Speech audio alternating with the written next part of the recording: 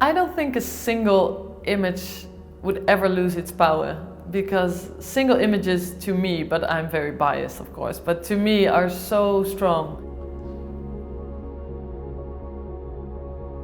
In the past years I've worked a lot on multimedia compilation stories, so audio and video and photography being mixed into one piece.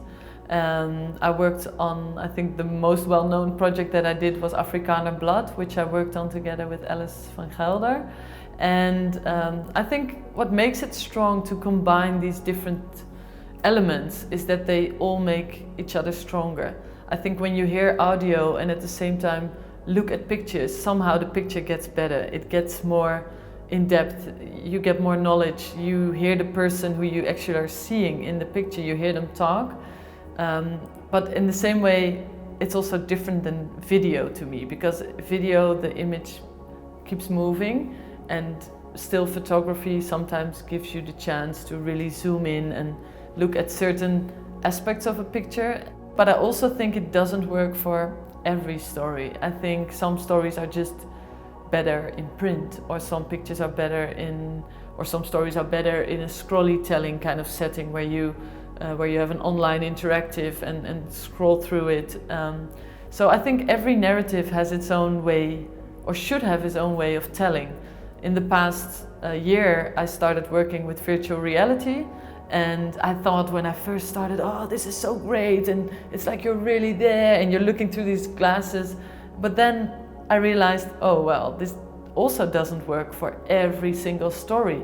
It works very well on specific stories, and then on others it's useless to use the VR, I think. You know why we're making stories, or at least why I'm making stories, is because I want to tell as many as people as possible about a certain subject. There's not really any new, I mean, we have drones, there's VR, there's interactive storytelling.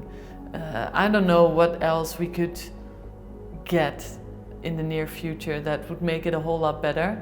I do know that some colleagues are now actually going back to printing their portfolio in newspaper and giving it to editors instead of showing all these high-tech things, because they kind of go back to basic.